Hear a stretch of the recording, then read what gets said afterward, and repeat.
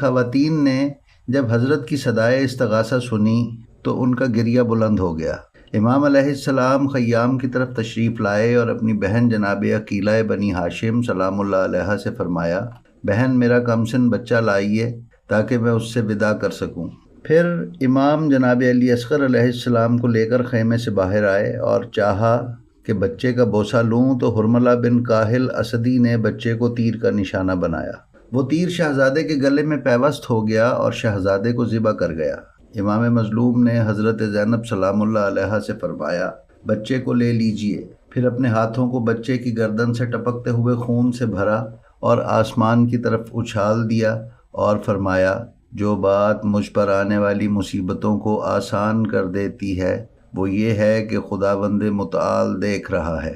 امام محمد باقر علیہ السلام فرماتے ہیں کہ اس خون کا ایک قطرہ بھی زمین پر واپس نہیں آیا۔